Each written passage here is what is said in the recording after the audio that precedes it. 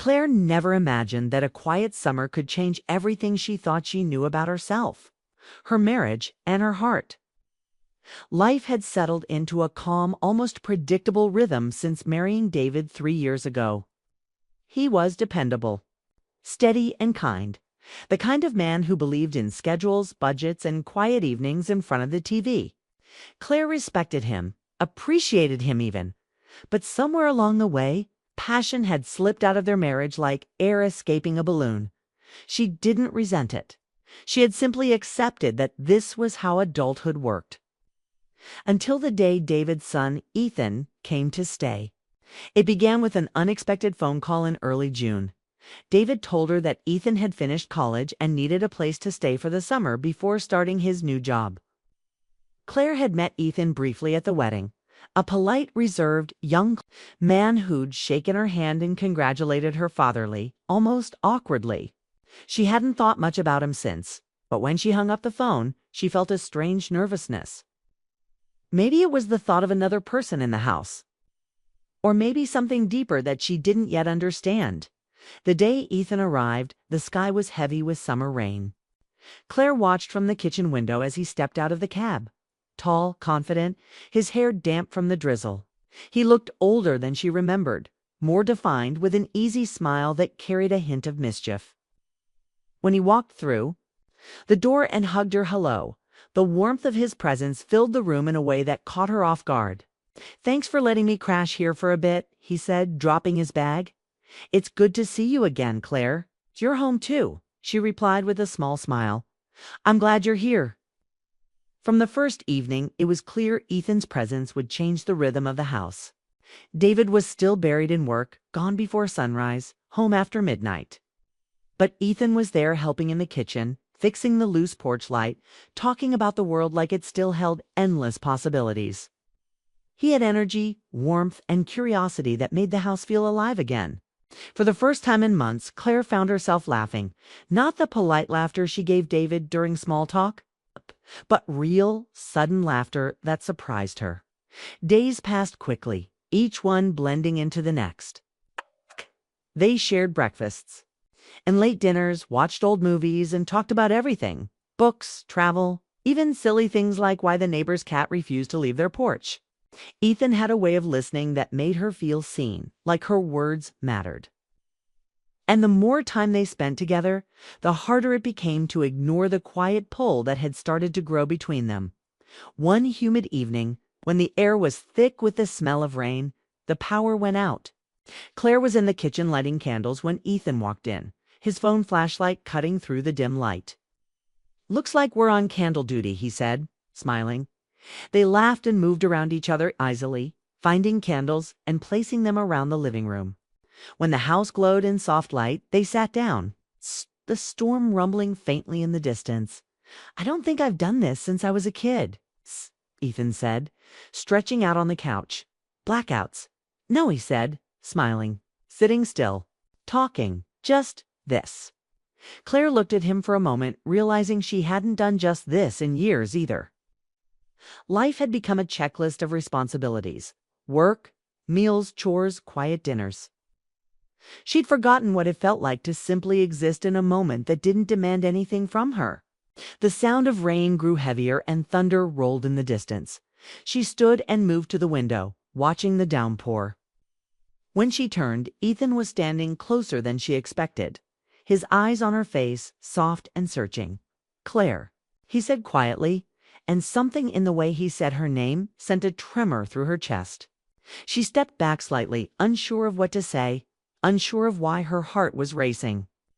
"You should probably get some sleep," she said, forcing a light tone. "Yeah," he replied after a pause. "Good night." That night she lay in bed, unable to sleep.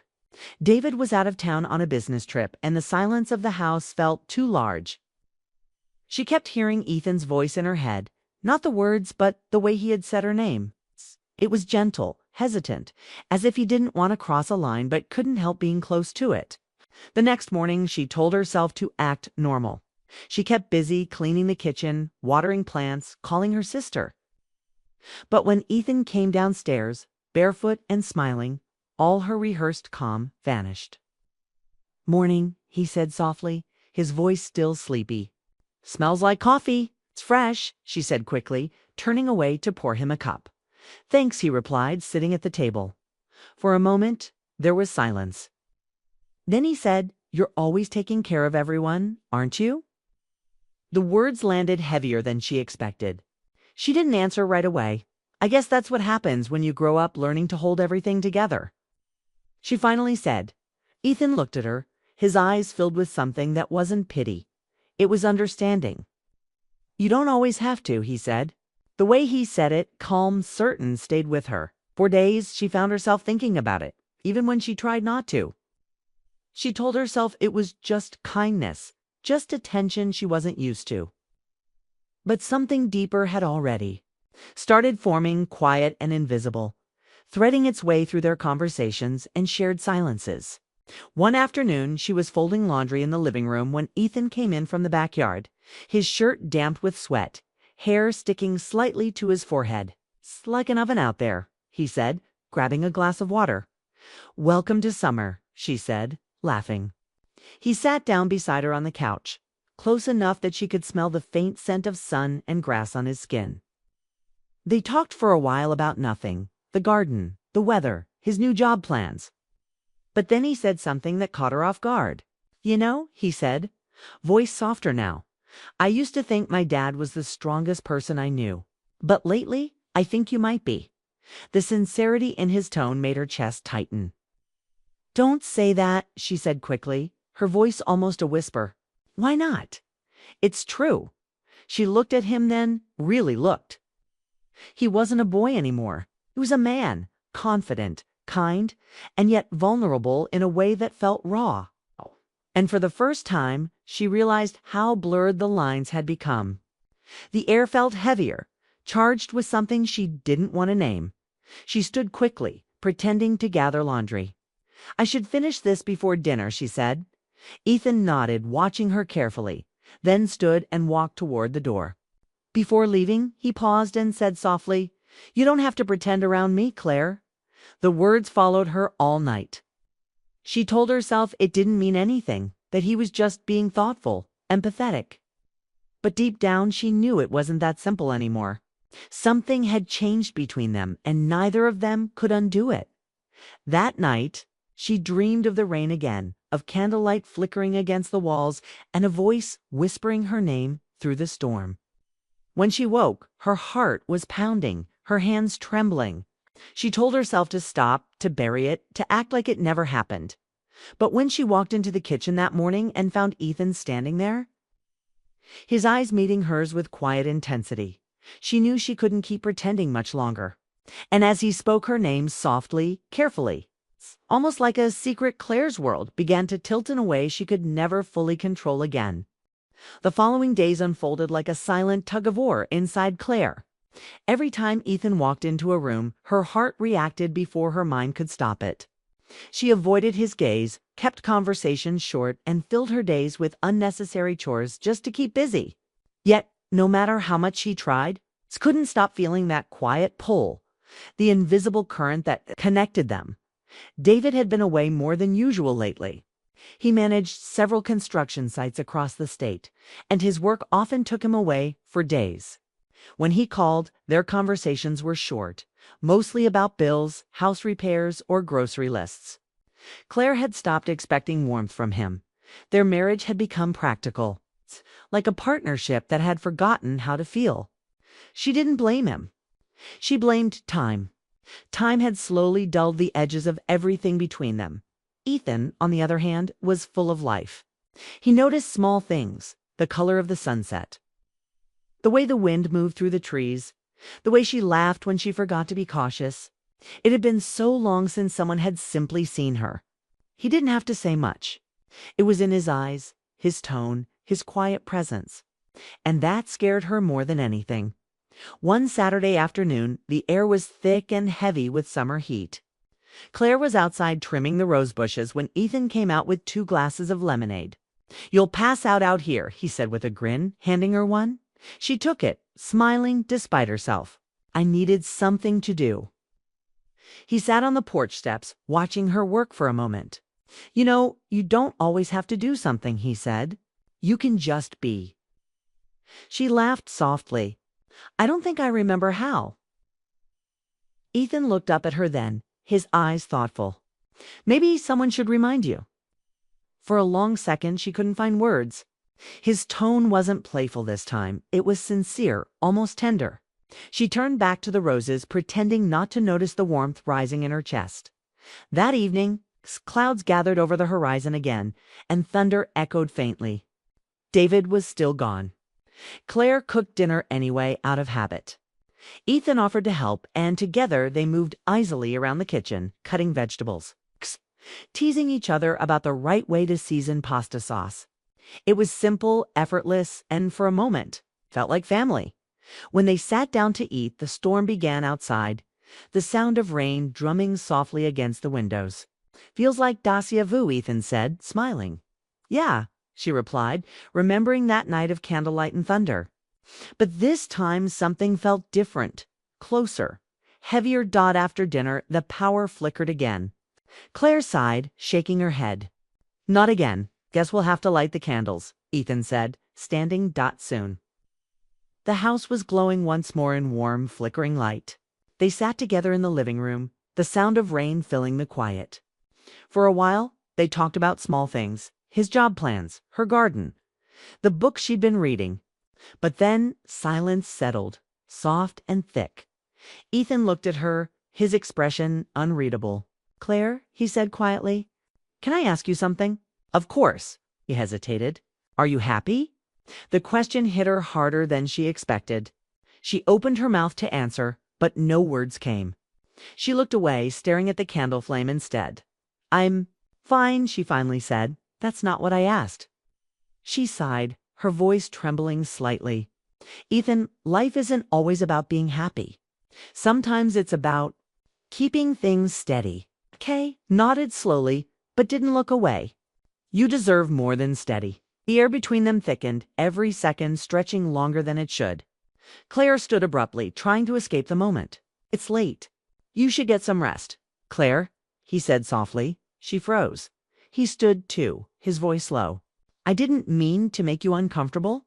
I know, she interrupted quickly. It's fine. But her heart was racing, and she didn't understand why hearing her name in his voice shook her so deeply. She left the room without looking back. That night, sleep didn't come easily. She lay awake, listening to the rain. Every word, every glance replayed in her mind like a slow echo. She told herself it was wrong to feel anything, that she was older, married, responsible. But the more she fought it, the more she realized this wasn't about attraction alone. It was about being seen, understood, about feeling alive again. The next morning, the sun broke through the clouds and everything looked fresh, washed clean. Claire tried to treat it like any other day, but the tension lingered. When she walked into the kitchen, Ethan was already there making coffee. Morning, he said quietly. Morning. He handed her a cup. Their fingers brushed for a moment, a small accidental touch that sent a spark through her.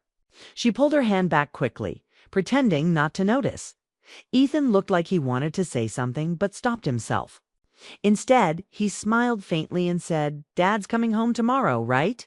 Yes. He nodded, his expression tightening slightly. Good. The rest of the day passed quietly, almost too quietly. They avoided being alone together, both pretending not to feel what was there. But that night, as Claire sat on the porch, watching the sky fade to purple, Ethan stepped outside. He didn't speak at first. He just stood beside her, watching the horizon. Then, softly, he said, I'm sorry if I've made things strange. She turned to him. You haven't. I think I have, he said with a small smile. But the truth is, I can't stop thinking about you, and I hate that it's complicated. Her heart pounded. Ethan, don't. I know, he said quickly. I know it's wrong. I'm not asking for anything. I just needed you to know. She stared at him, torn between reason and feeling. You shouldn't say things like that. He nodded, but his eyes didn't waver. Then I'll stop saying them. But I can't stop feeling them. The silence that followed was unbearable. She stood and walked to the door, her hands trembling. Before she went inside, she whispered, "We can't do this." "I know," he said softly. "But tell me something, Claire. Have you really stopped feeling too?" She froze, her breath catching. Then she went inside without answering all night. His words echoed in her head. Have you really stopped feeling too? It was the question she'd avoided for years. Not just about Ethan, but about her life, her marriage, herself. She had built walls to keep everything safe, everything proper. But now those walls were cracking, and she didn't know how to stop them from falling. The next morning, David returned. The house felt different instantly, structured, predictable again. Claire smiled, cooked breakfast, asked about his trip. Everything looked normal, but inside, she felt miles away. Ethan was quiet that day, polite, distant.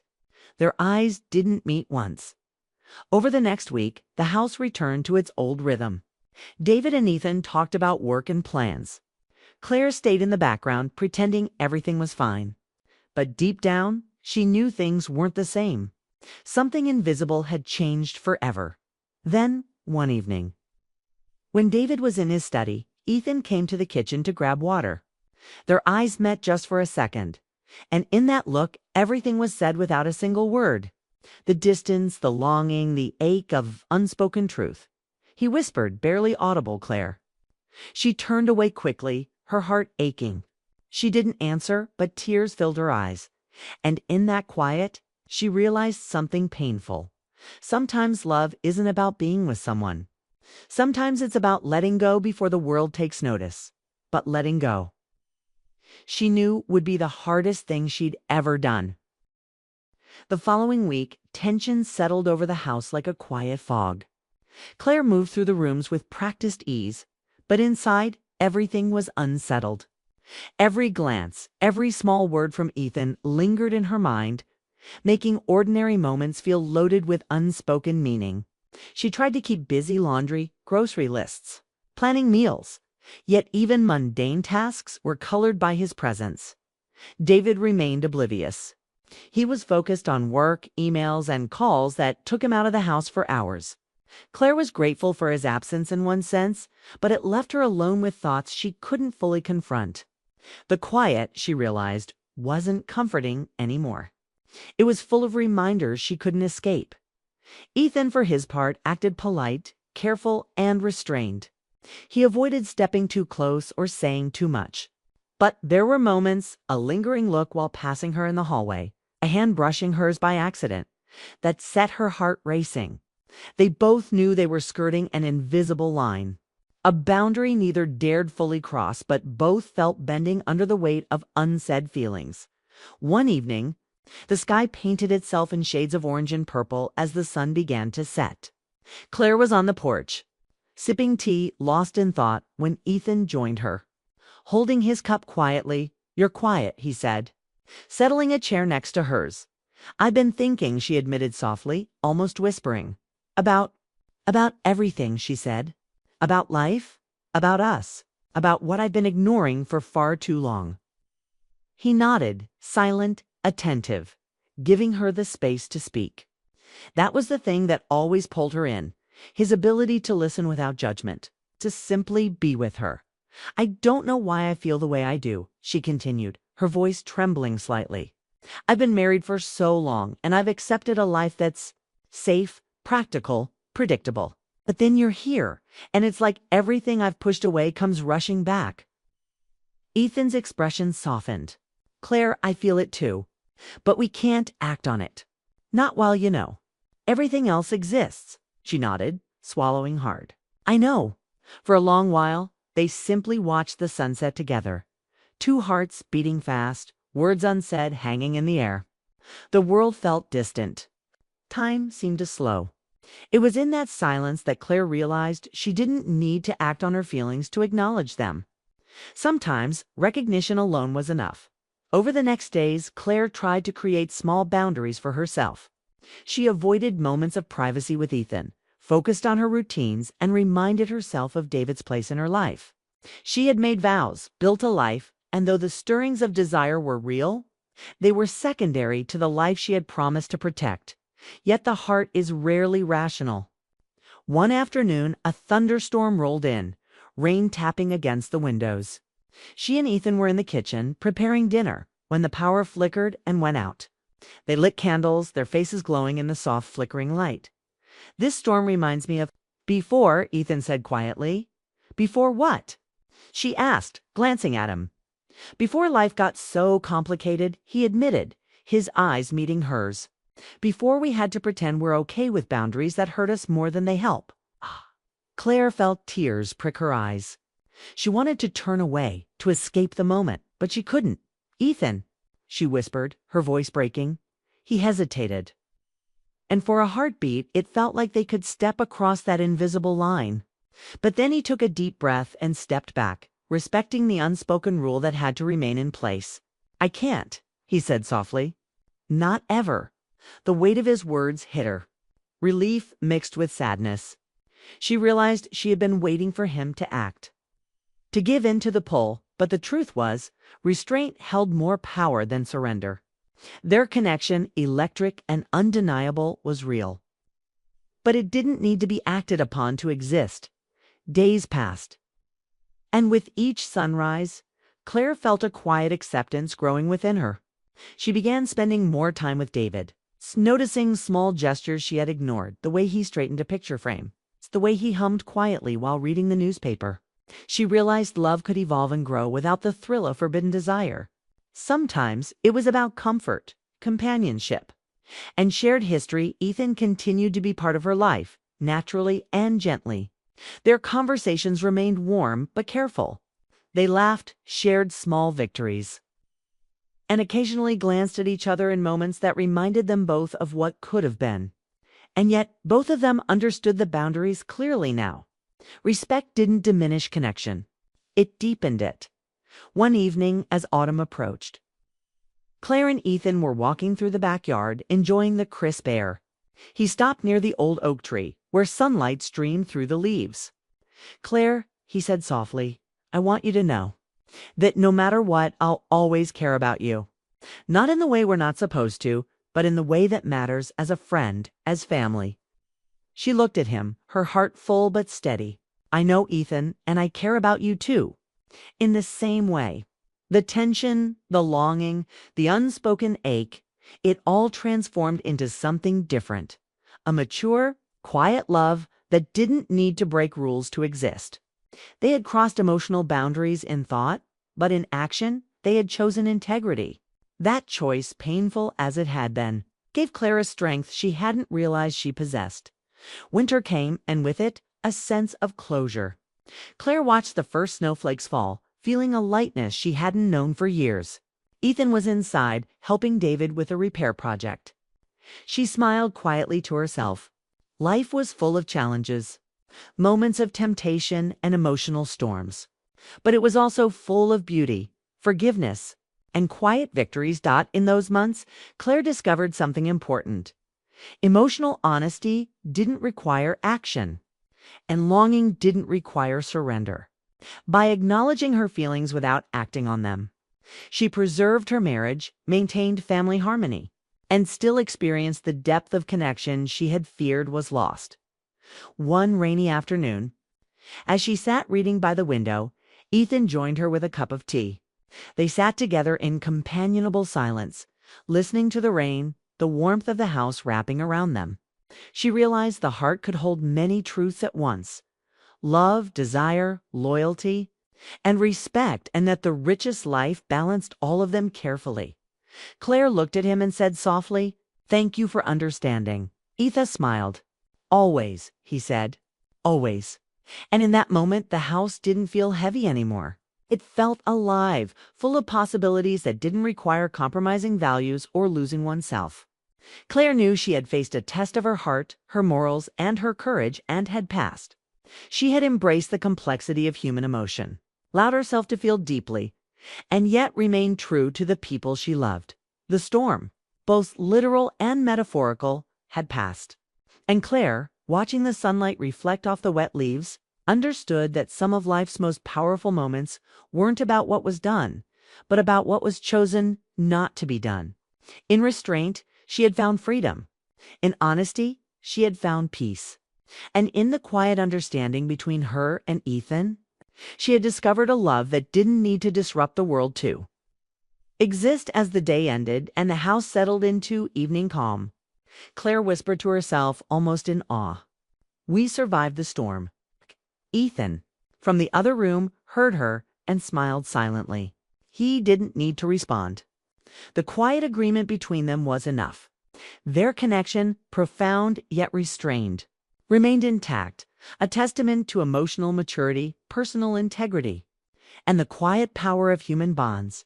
And with that understanding, Claire felt a lightness in her chest she hadn't felt in years. Life would continue, full of its routines, surprises, and challenges. But she now carried with her a newfound clarity that the heart could feel deeply, without acting recklessly, and that the most meaningful connections were often those tempered by respect, patience, and the courage to choose wisely. The house was warm. The rain had stopped, and for the first time in a long while, Claire allowed herself to smile, genuinely, fully, peacefully. She had faced her emotions, confronted temptation, and emerged stronger, wiser, and more alive than ever. It was one of those cool September evenings in Seattle when the rain seemed to whisper against the windows, soft and endless. Amelia Brooks stood in her kitchen, staring blankly at the half-cooked dinner on the stove. The clock ticked louder than usual. Her husband Mark had just texted, "Working late again. Don't wait up." She put her phone down, forcing a small smile that disappeared as quickly as it came. That message had become routine, so common that even disappointment felt dull now. The house was silent, too silent, filled only with the hum of the refrigerator and the soft drip of rain outside. She looked around the home she and Mark had built over 20 years of marriage. Everything was perfect on the surface, nice furniture, framed photos. A life people would envy, but beneath it all, something was missing. There was love once, laughter, late-night talks that stretched until sunrise. But now, they barely spoke about anything beyond bills, errands, and obligations. Their connection had faded into politeness.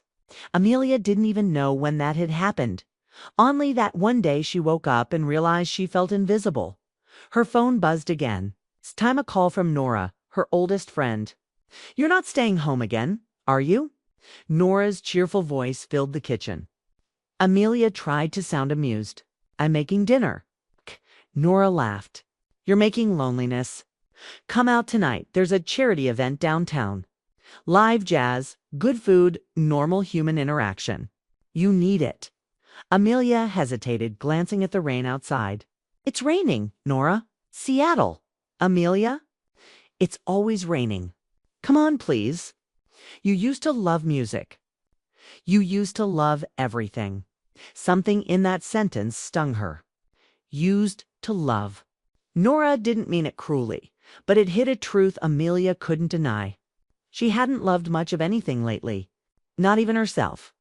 Maybe it wouldn't hurt to go for an hour. Maybe she just needed to remember what it felt like to exist beyond the walls of her quiet house. She got ready slowly. Her reflection in the mirror startled her tired eyes. Faint lines around her mouth, but still traces of the woman she once was. She put on a simple navy dress, tied her hair back, and drove downtown through streets glistening with rain. The venue was warm and alive. Soft yellow lights glowed against wooden walls, and the low hum of conversation mixed with the smooth voice of a jazz singer. Amelia stood near the bar, feeling awkward at first, like she had stepped into someone else's world. She ordered sparkling water and watched couples sway gently to the rhythm. There was something soothing about the music hit wrapped around her like a memory of who she used to be. Then she noticed him. He was standing near the far side of the room, talking to the event photographer. Tall, dark hair, slightly tousled, eyes sharp but kind. He looked out of place, to not part of a couple, not trying to impress anyone, just present. Their eyes met for a brief second, and he smiled. It wasn't the kind of smile meant to charm, but one that carried quiet understanding. Amelia looked away, embarrassed, and focused on her drink. The next song began, a slow, soulful tune that made the air feel heavier. A few couples drifted onto the dance floor. Amelia turned slightly, pretending to watch the band, when she heard a low voice beside her. "Do you dance?" She looked up. It was him. He was closer now, his tone calm, polite. She almost laughed. "Not anymore," she said softly. He smiled, tilting his head slightly. "Then maybe it's time you did again." Before she could protest, he extended his hand. There was something steady and reassuring about his presence. Without quite understanding why, she placed her hand in his. His palm was warm, his grip gentle but firm. He led her toward the dance floor, and the world around her seemed to fade into soft lights and music. They didn't speak. They didn't need to. His hand rested respectfully at her back, guiding her with quiet confidence. Amelia followed his movements easily, as if she'd known the rhythm all along. The song's slow melody wrapped around them, and she felt something she hadn't in years, a sense of being seen, of being known without explanation. When the music stopped, she realized she had been holding her breath. Her cheeks flushed slightly as they stepped back from each other. "You're good," she said, half laughing, half trying to hide how flustered she felt. "So are you," he replied. "I'm Daniel, Amelia." He nodded, as if he already knew. "Nice to meet you, Amelia." They stood near the edge of the floor and began talking at first about simple things. The band, the event, how he ended up there. He told her he was a photographer working freelance and had been covering events like this one for years. He spoke with ease, his voice low and grounded. Amelia found herself laughing, even sharing stories she hadn't thought about in years.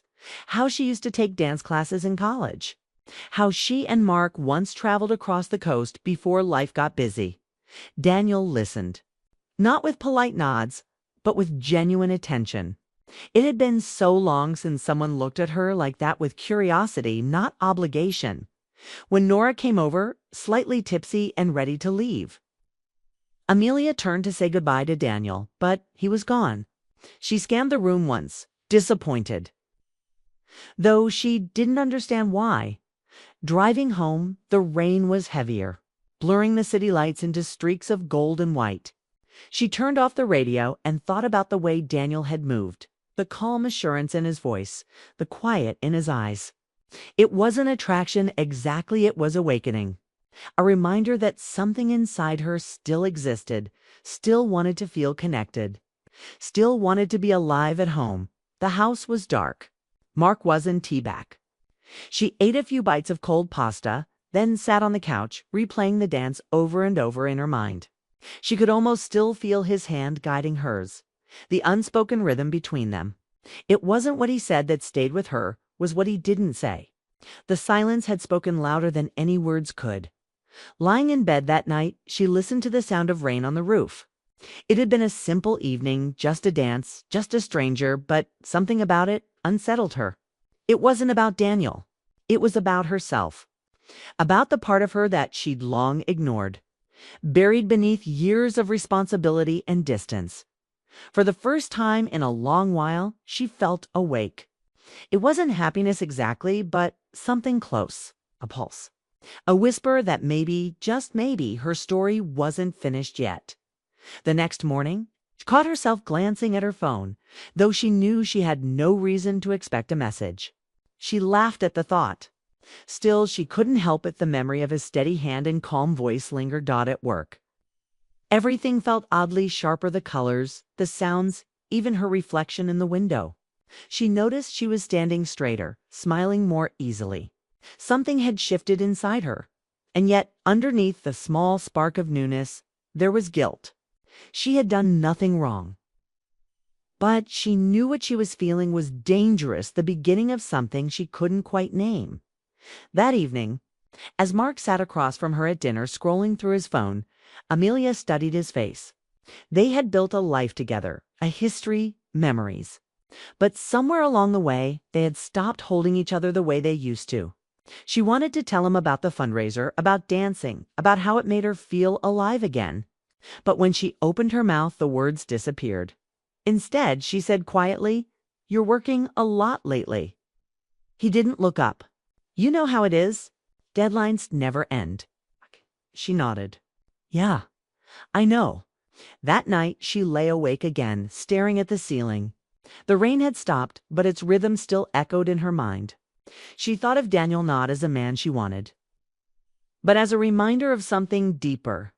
Something had started with that silent dance, something she couldn't undo, and she didn't know yet where it would lead. The next few days passed in quiet routine, but something in Amelia Brooks had changed. She couldn't explain it, not to herself, not to anyone, but after that night the world felt sharper. She noticed small things again, like the smell of rain on pavement, the sound of wind brushing through trees, the way music in her car could lift her mood. It wasn't Daniel she kept thinking of exactly, it was what he had stirred inside her. That single dance had woken something she thought was gone. Mark didn't notice the shift in her, or maybe he didn't want to. Their lives ran on parallel tracks. Now work, dinner, sleep, repeat. One evening, he mentioned another business trip, leaving before dawn and returning late Sunday. Amelia smiled politely and wished him a safe trip. But as soon as the door closed behind him, the silence filled the house again, thick and familiar. The next morning, while cleaning the kitchen, Amelia found a flyer on the counter, one from the same fundraiser she'd attended.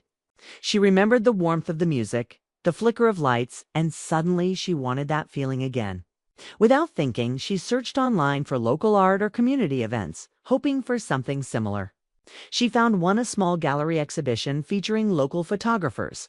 Her heart quickened when she saw a familiar name on the list, Daniel Cole. She almost laughed at the coincidence. Or maybe it wasn't one.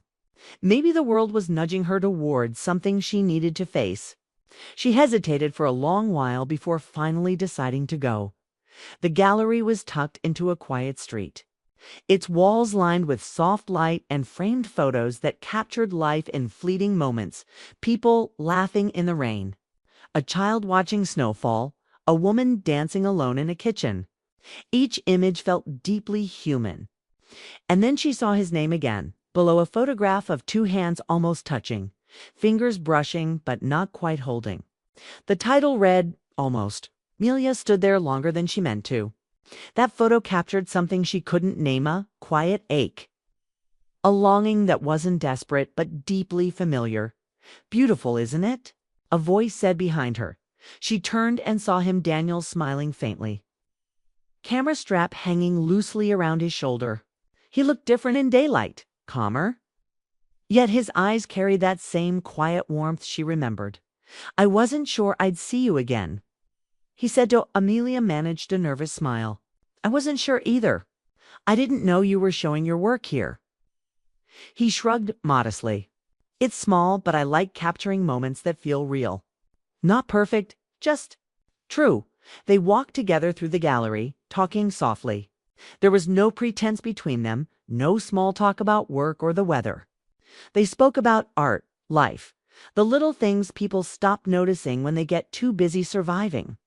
Amelia told him about her love for dancing, how she hadn't danced since that night. Daniel told her about traveling alone, capturing photos of strangers because he found honesty in their eyes. When the crowd thinned, they found themselves near the window, rain streaking the glass again. Daniel looked at her, not with intent, but understanding. You looked lighter that night, he said quietly. When you danced, Amelia glanced down. I used to feel like that a lot. Now I just feel numb most days. You're not numb, he said gently. You're just waiting for something real. His words hit her deeper than she expected. She didn't know what to say, so she didn't. They stood there for a while just watching the rain. There was no rush, no expectation, just silence that somehow felt full. Before leaving, he said, There's another event next week. Outdoor music, nothing fancy. You should come. Bring a camera, maybe dance again. She hesitated but nodded. Maybe I will. That night, she drove home through the city lights, feeling both calm and conflicted. She hadn't done anything wrong, yet guilt tugged at her heart. It wasn't about Daniel, it was about what his presence made her realize, how empty her marriage had become, how starved she was for connection, for warmth, for being seen. Mark came home 2 days later, exhausted and distracted. Over dinner, Amelia tried to share about the art show, about how she'd gone alone and met the photographer from before. Mark listened half-heartedly, nodding between bites. "That's nice," he said. "You're finding hobbies again." It was meant as encouragement, but it felt like distance. She wanted him to ask more too, wonder what the photos meant to her, what the night felt like. But he didn't. He was already scrolling through emails before the dishes were cleared. That weekend, Amelia found herself standing in front of her closet, staring at her old camera. She hadn't used it in years. She dusted it off and charged the battery, unsure why she was doing it. Maybe she just wanted to see life differently again, capture moments that reminded her she was still here. When the next weekend came, she went to the music event Daniel had mentioned. It was held in a small park under strings of warm lights, people scattered on benches and picnic blankets. The sound of soft guitar filled the evening air. She saw him near the stage, camera in hand, snapping photos of the crowd. When he noticed her, his expression softened into a quiet smile. "You came." "I brought the camera," she said, holding it up. He laughed lightly. "Then let's see if you still remember how to use it."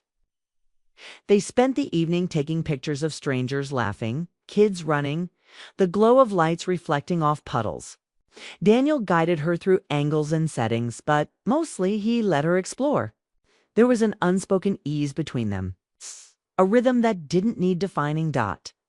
As the music grew slower, Daniel lowered his camera. "Do you want to dance?" Amelia hesitated, looking at the people swaying nearby. "Here, why not?" So she did. This time it wasn't like the first. There was no surprise, no hesitation. The world felt softer, quieter, as if time had slowed down just for them. His hand guided hers, not forcefully, but with a certainty that said, "You're safe here." They didn't speak. The moment didn't need words. It was two people finding something human in a world that had forgotten how to feel. When the music ended, Amelia stepped back, catching her breath. Daniel didn't move closer, didn't say anything suggestive. He only smiled gently and said, "You look alive again." That night, she lay in bed, unable to sleep. She kept replaying the evening, the laughter, the photographs, the dance. It wasn't love, she told herself. It wasn't betrayal either. It was a mirror showing her what she'd lost, what she still needed to find. But deep down, she knew something was changing. She was crossing an invisible line, not through actions, but emotions. And that, in its own quiet way, felt even more dangerous the next morning. She opened her photo gallery and looked through the pictures. One stood out, a shot Daniel had taken of her when she wasn't looking. Her face turned toward the light, eyes soft, a small smile playing at her lips. She looked. When Mark came downstairs, she showed him the photo, hoping he'd see her. Really see her? He barely glanced before saying, "That's nice. You should print it." Then he left for work. Something in her broke, then not out of anger, but realization. She had been trying to find pieces of herself in a life that no longer reflected who she was. And Daniel. He had simply reminded her that she still existed. Days turned into weeks. They saw each other occasionally at galleries, coffee shops, brief exchanges that felt effortless. Their connection deepened, though neither said what they both knew. Amelia wasn't searching for an affair. She was searching for herself. But sometimes in finding yourself, you stumble into someone else who mirrors what you've been missing. Still, she kept her distance, careful not to cross lines. Yet each time their eyes met, the air between them felt heavier, filled with everything unspoken. And as much as she tried to deny it, she could feel the pungent, quiet, impossible to ignore. It wasn't love yet, but it was something that could become love if she wasn't careful, and she didn't know if she was ready to stop it. Autumn deepened in Seattle, painting streets with amber leaves and misty evenings. Amelia Brooks walked through the park that had hosted the small music event weeks earlier, her camera hanging loosely around her neck. The crisp air carried both a chill and a sense of clarity, as if the city itself encouraged reflection. She paused to frame a photo of a couple laughing on a bench, the light catching their faces perfectly. As she looked through the viewfinder, she realized how much she had changed since that first night with Daniel. She noticed details again, tiny gestures, unspoken moments. Life happening in quiet fragments. Daniel had been in her thoughts constantly. But he wasn't a temptation the way she had feared. He was a mirror, showing her what she had been missing in her own life, what had been absent in her marriage. He had reminded her that she could still feel, that she could still be alive and present. And she wanted that life, not just fleeting moments, but everyday presence, connection, and honesty. That evening, Amelia returned home to find Mark sitting at the kitchen table, exhausted but present. They had drifted into routines where conversations were minimal, and she realized how much she had longed for a meaningful connection with him. Over the last weeks, she had begun noticing his little efforts, the way he poured coffee just right, how he adjusted the thermostat before she mentioned the cold, the quiet humor he tried to share at the dinner table. They had both been surviving, but survival was not enough. "Hey," she said softly. "Hey," he replied, looking up from his laptop. For a moment, there was a pause, the kind that carries the weight of unspoken truths. She swallowed, realizing that she had to speak. Not about Daniel, not about anything outside, but about herself and what she wanted from them together. "Mark," she began, "I've been distant, I know that. I've been feeling lost, I guess. I didn't even know how much until recently." He closed the laptop and looked at her, genuinely present for the first time in months. "I've noticed," he said quietly. "I know I've been distant too. Work, stress. I'm sorry." She nodded, a wave of relief mixing with guilt. "I think we need to start noticing each other again. Not just routines, not just life passing by. I want us to be awake together." Mark reached across the table, taking her hand. It wasn't a dramatic gesture, but it was grounding, real. "I want that too," he said, the next week. Amelia dedicated herself to rebuilding the connection she and Mark had allowed to drift away. She cooked with him again, letting small jokes and laughter fill the kitchen. They took evening walks, noticing the city's beauty in ways they hadn't since they had first met. She told him about her renewed interest in photography, and he encouraged her, even suggesting they take a weekend trip to capture the changing leaves in the countryside. During this time, Daniel remained a gentle presence in her thoughts, a reminder of the spark she had almost forgotten. They exchanged a few emails about photography tips and community exhibits. But she kept her interactions professional and distant. His role in her life had shifted from a catalyst of excitement to a mirror reflecting her own desires and feelings. She had learned to separate fleeting fascination from what mattered most: her commitment, her love, and her growth. One Saturday, Amelia and Mark drove to a quiet lake a few hours from the city. The drive was filled with casual chatter, laughter, and even shared silence, comfortable and familiar. At the lake, Amelia raised her camera, capturing moments of Mark skipping stones, the sunlight hitting his face, the reflection of trees in the water. She realized how long it had been since she had truly appreciated him, the man she had chosen, the life they had built together. Mark noticed her gaze. "You're really seeing this place," he said. "I haven't seen you like this in a while." She smiled softly. "I'm seeing you too," she admitted. They walked along the shoreline, hand in hand, letting words come and go with ease.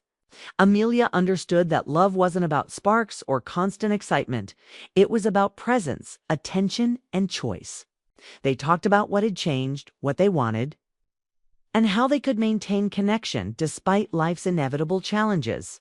For the first time in months, she felt aligned with him emotionally, physically, and spiritually. Meanwhile, Daniel's role in her life had quietly closed its chapter. She thought of him not with longing, but with gratitude. He had reminded her of her own vitality, her capacity to feel, and her right to desire fulfillment. He had been a catalyst, yes, but Amelia realized that the life she wanted could not exist outside of her own choices. She could not rely on him more than anyone else to awaken her spirit.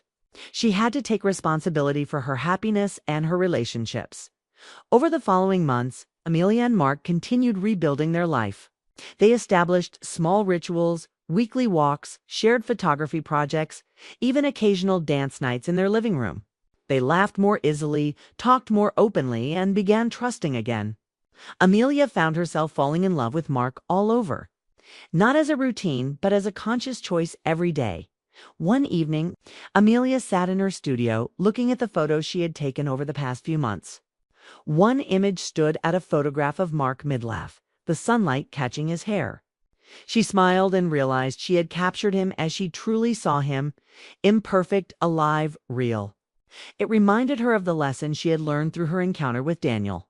Life could offer distractions, temporary fascinations, but the real work, the real love, required attention, care, and presence. That night, Mark came into the studio, brushing his fingers through her hair gently. "You've changed," he said softly. "I've remembered who I am," she replied, leaning against him. "And we're doing it together," he whispered. Amelia nodded. The awareness that she had almost lost herself and, possibly, her marriage was a humbling reminder. She had felt temptation, fascination, and the pull of something new. But in choosing to confront her own desires, reflect on them, and redirect them toward what truly mattered, she had reclaimed both herself and her marriage. Months later, she met Daniel once more at a photography exhibit. They exchanged polite greetings, shared a few thoughts about art, and smiled. There was no tension, no longing, just mutual respect. Amelia realized that some people are not meant to be part of your life forever, but they can teach lessons that last a lifetime. Daniel's role had been finite but significant. Amelia returned home that evening to Mark, who was making dinner with their youngest daughter, Sophie. She watched them laugh and cook together, feeling gratitude for the ordinary, everyday life she had once overlooked. She picked up her camera and took a candid photo, a snapshot of real life, unposed and genuine. Later, when she uploaded the photo to her computer, she noticed the way Mark's face glowed under the kitchen light, and she felt it loved patience, forgiveness, and presence. It was everything she had wanted and more. She realized that true intimacy wasn't about passion alone, but about choosing every day to be fully present with someone who mattered. Amelia's life had changed in small, deliberate ways. She had learned that excitement can awaken the heart, but it is commitment and attention that nurture it. She had felt the pull of temptation, the thrill of the unknown, and used it to understand herself better. And in doing so, she had strengthened her marriage, rediscovered joy in simple moments, and reclaimed her sense of self. One evening, as she placed her camera on the shelf and joined Mark and Sophie on the couch, Amelia thought back to that first night of dancing with Daniel. It hadn't been about him, exactly, it had been about her awakening. That brief encounter had reminded her of her own vitality, her capacity to feel, and her need to take responsibility for her happiness. Mark looked at her and smiled, brushing a strand of hair from her face. "You're glowing," he said. Amelia returned his smile, feeling a peace she hadn't known in years. "I've remembered how to live," she whispered, and for the first time in a long while, she felt fully alive, fully present, and fully in love with the life she had chosen. Not the life she had escaped to. The lessons lingered quietly, like the soft echo of music in an empty room. Amelia had been tempted, stirred, awakened, but she had chosen herself, her marriage, and her own growth. And in that choice, she found freedom, joy, and a love deeper than any fleeting thrill could ever provide.